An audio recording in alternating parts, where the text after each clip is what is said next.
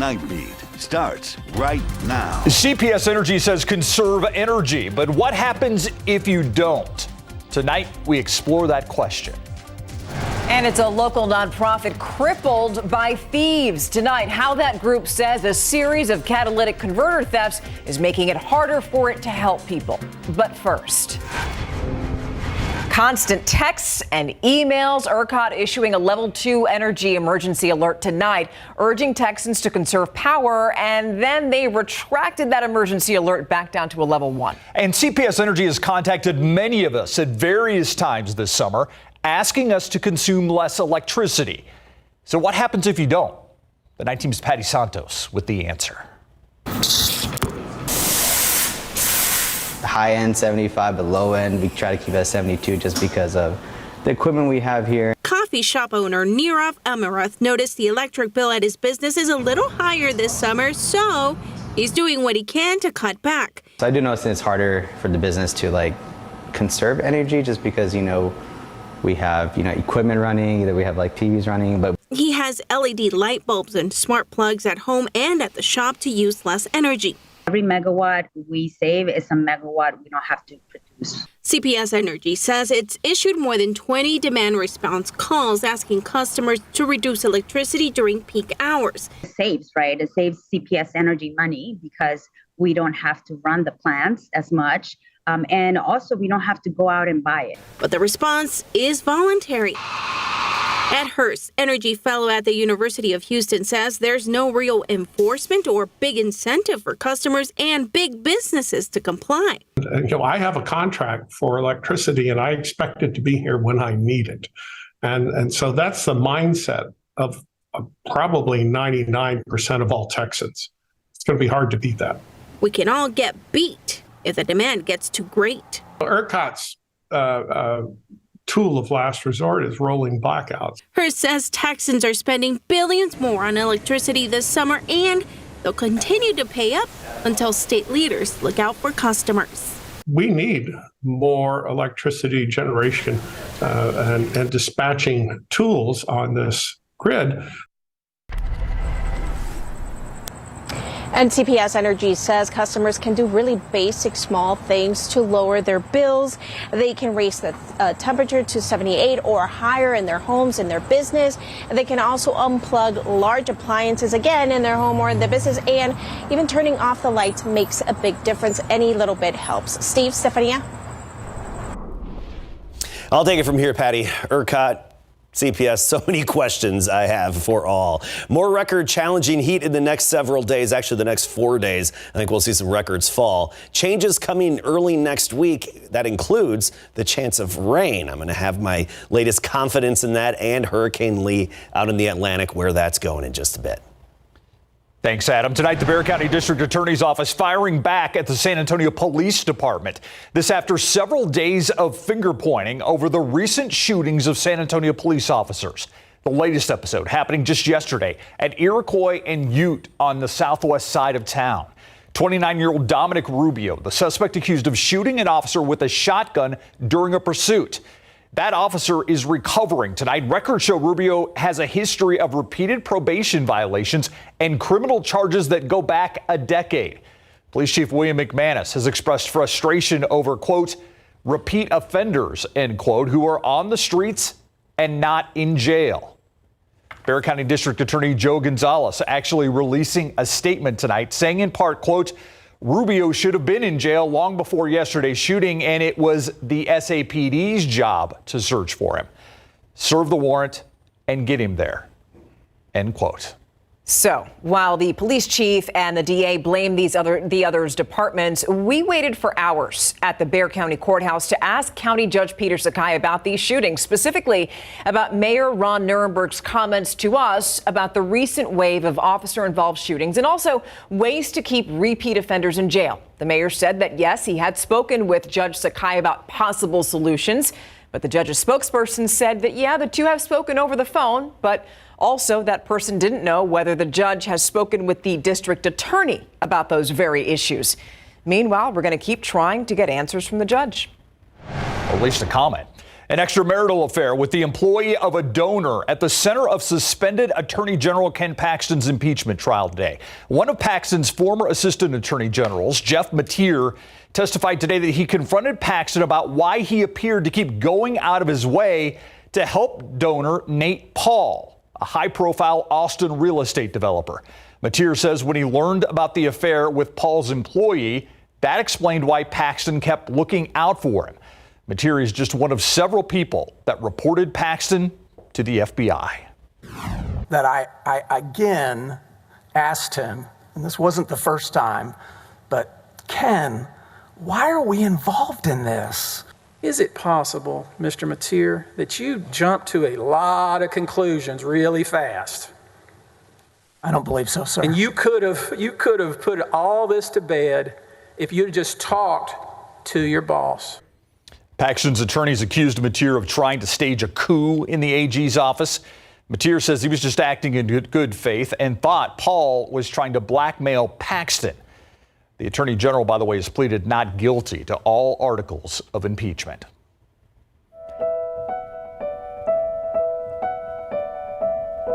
Texas will appeal. Governor Greg Abbott tweeting out those exact words in a statement earlier this afternoon after a federal judge ordered the state to move those border buoys floating in the Rio Grande.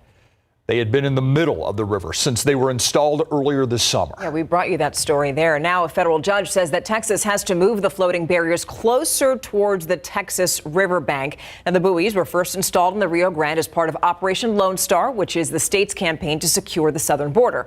The Justice Department sued Texas over the buoys in July, saying the state didn't have the permission to install them. But Texas says not so. It's pointing to the Constitution. Today's ruling also ordered Texas to not install any more structures on or in the river until the final outcome of the DOJ's lawsuit involving the buoys has been determined.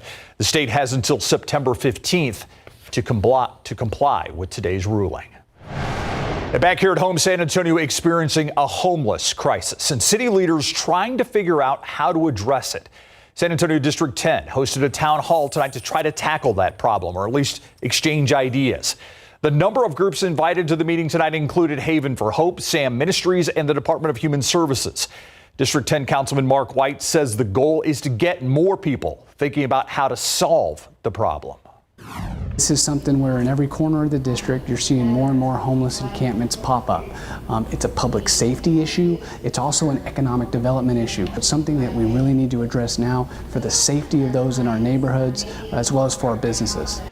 The city getting ready for a final vote on its proposed $3.7 billion budget. Part of that would call for an increase in homeless encampment sweeps. You can read more about it in this article on KSAT.com. Now, Bexar County deputies arrested Timone Matthews this afternoon. He's accused of continuous sexual abuse of a child. Bexar County Sheriff Javier Salazar says that he had groomed his victim for years. The sheriff says that Matthews and the victim had a distant, non-blood relationship, and he capitalized on that relationship to abuse her. A San Antonio couple was kidnapped in their home in front of their kids. Happened this morning in the 3100 block of Mission Bell. Police say that two men kicked down that family's door and kidnapped the parents of 5 at gunpoint. Investigators don't know much about the suspects, but they have confirmed that those kidnappers drove away from the home in a white SUV. We located about 5 juveniles all inside the home. No injuries. They were unharmed. So now police are reviewing surveillance footage from the homes, the other homes in that neighborhood. They've spoken with witnesses, including the couple's kids. And tonight, a man is dead, a teenager recovering after a shooting outside of an apartment complex. It happened after 8 last night on South General McMullen, not far from Kennedy Park. Police say people inside 2 different vehicles began shooting at each other. One man hit in the chest, died at the hospital. A 16-year-old male taken to a nearby hospital. No word on his condition. Officers say the suspects drove off in a white sedan. Sorry to tell you this, coronavirus, it hasn't gone away. Just yesterday, Bexar County released the latest case numbers right here at home, and we're going to show you the website that you see right there. Over the past week, there's been 2,656 new coronavirus cases. Also, one person has recently died as a result of COVID in our area. So, yeah, it's like deja vu, but we just want to remind everybody to stay vigilant and just to do everything that you can to keep the virus from spreading. Let's go down to your Nightbeat News Flash for a look at some of today's big headlines. First, a look at what is left over from Florida. Florida officials have confirmed the state's second death stemming from Hurricane Idalia. A 60-year-old man went missing while windsurfing near Florida's Space Coast the day after the hurricane made landfall. He's been missing since then. The state declared him dead today. The other Idalia-related death was in Gainesville, Florida, but emergency officials haven't released any details behind it. Hunter Biden could soon face more charges. A new court filing shows special counsel David Weiss is seeking a gun charge-related indictment against the president's son by the end of the month. The future of the original charge had been in limbo after a plea deal fell through in a July hearing on that tax matter. And that's a look at your Nightbeat News Flash. We want you to stick around. Catalytic converter thefts. There's something that one local nonprofit knows all too well. Unfortunately, that is now making it harder for the group to do what it's supposed to do.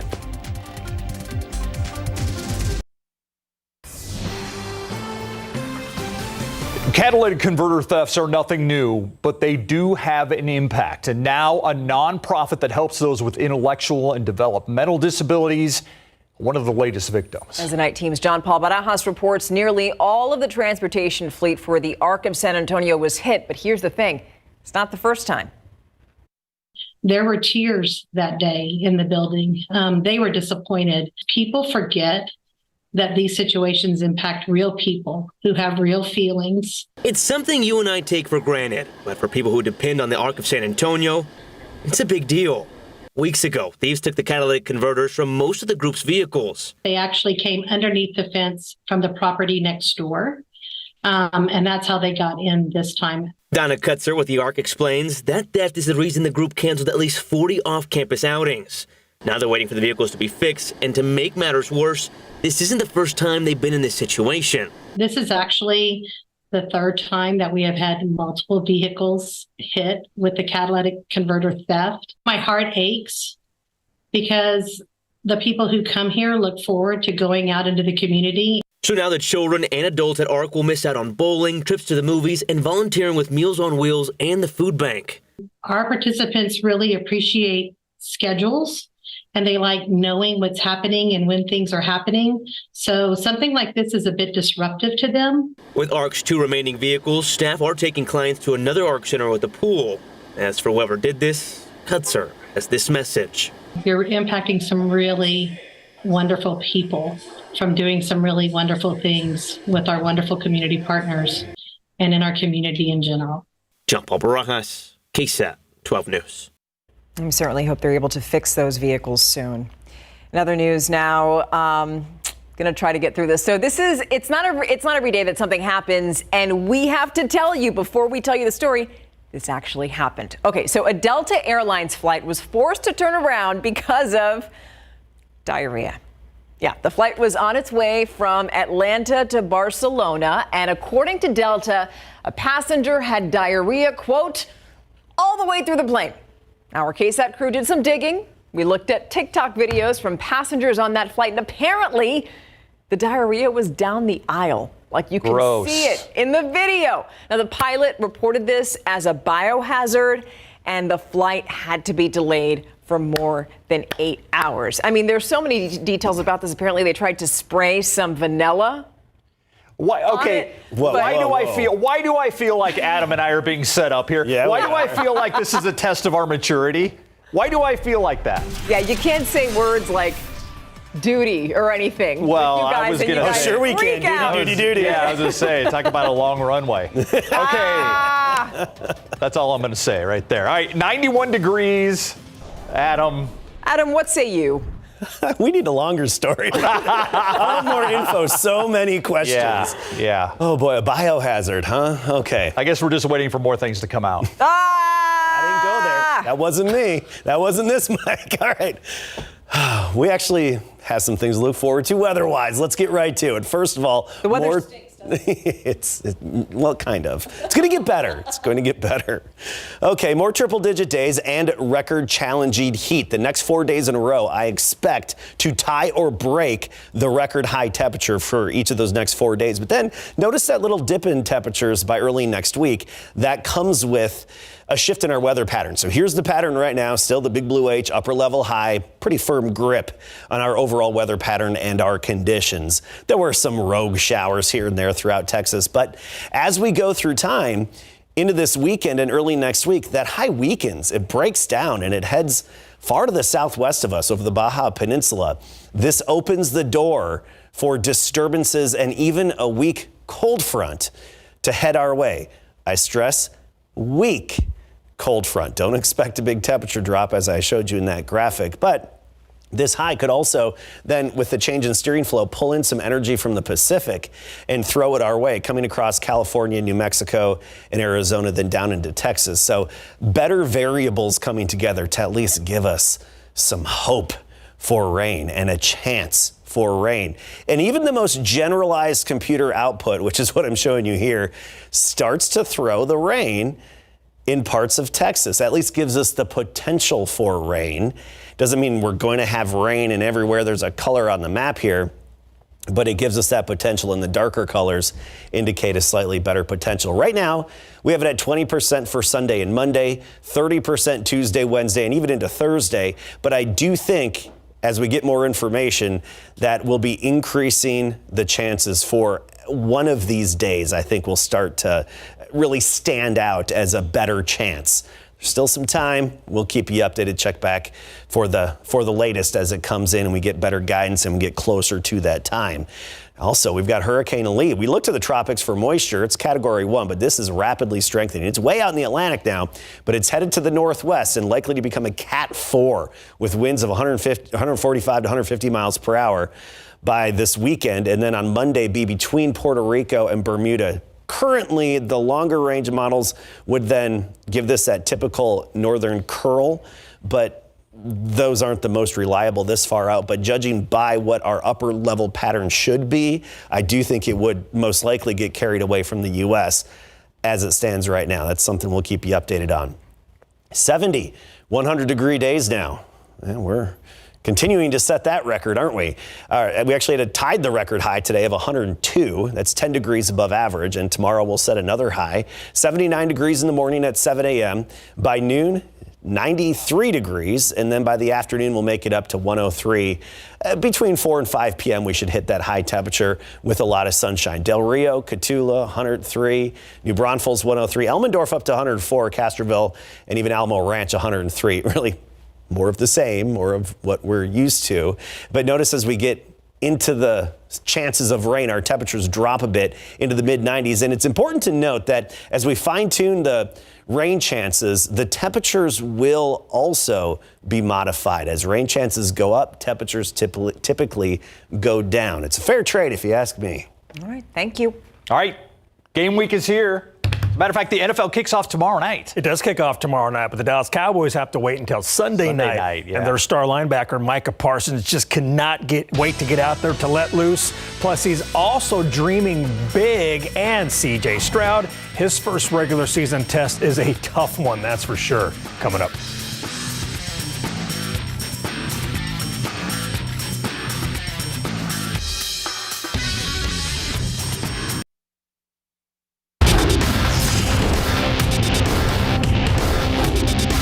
Any extra juice for you with a division rival to start the season?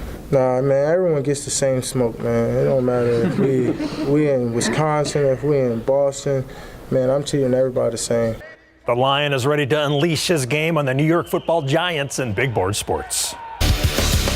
Football coverage brought to you by Davis Law Firm. The NFL regular season will kick off tomorrow night with the Lions at the Chiefs. Now, Texans rookie quarterback C.J. Stroud will have to wait until Sunday to make his regular season debut when the Texans play at the Ravens. Now, the Ravens are known for smash-mouth defense, so the rook will be tested right out of the gate. Today, he was asked how he would best describe his readiness for his first regular season start. It's going to take time. I mean, I think you only know until you know, and I think I'm doing everything, at least I'm trying to do everything the right way to be able to be ready, and only time will tell. So I can't just be like, oh yeah, I'm gonna go out there and kill it.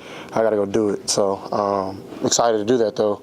And that's what football is about. It's about those uncertainties and lining up against guys who are great as well, which I'm excited to do. And it's a great first test and battle for this team, for myself, and for everybody in this organization. Ravens will host the Texans Sunday at noon. Baltimore is favored by 10, and Houston will need to find a way to run the football. So the Dallas Cowboys will take center stage Sunday night at 7:20 when they play the New York Giants to close out the first Sunday of the brand new season. And Micah Parsons says he's ready to bring the smoke no matter the team, and he's also been thinking about the big game. I've been sleeping on it. I've been dreaming about it. It's late at night, man. I just think Super Bowl, Super Bowl, Super Bowl. But, you know, I don't get too caught up on it at the same time because I know I got to take care of each week of its own. Every day have its worries of its own. And every day you have to focus on just getting better that inch and inch. And eventually you'll build enough inches to where you are in the Super Bowl and you know it'll be there. But your preparation, your work, your mindset, all which led there. Everything that you do every day leads to the Super Bowl. Not just say, hey, I want to go to the Super Bowl. You know, it just don't work like that. Left guard Tyler Smith suffered a strained hamstring Monday in practice, and he did not practice today. In college football, Texas State is coming to town after winning 42-31 at the Baylor Bears. The Bobcats were 27.5-point underdogs in Waco, and here they are, 1-0 heading into the I-35 rivalry. That's their first win over a Power 5 program, and now they have their sights set on UTSA. The newest member of our sports team, Nick Mantis, went out to San Marcos to hang out with the Bobcats, and he learned how some local football players are feeling about this weekend's matchup. Hey guys, yeah, here at Texas State, there's a lot of excitement obviously going into this game, coming off a huge win against Baylor. But for the guys who are local to the San Antonio area, playing against UTSA and in an iconic stadium like the Alamo Dome, this game means just a little bit more. Compared to most games, I say this one do have a little more of a chip on my shoulder and just sticking to the plan, just execution, and just making sure I'm doing the little details right. It's pretty exciting. I haven't played back in home since like 2018, since I graduated.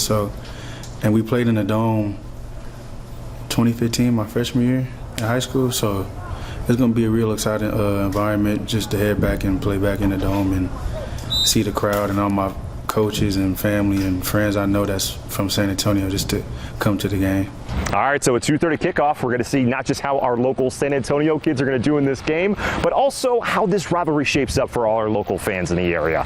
For KSAT 12 Sports, Nick Mantis, back to you guys. Thank you, Nick. UTSA will host Texas State Saturday 2:30 p.m. at the Dome. UTSA is favored by 13, and it's also the Let's Go 210 Blue Out game. So the big pitching matchup in Arlington was lopsided after the break.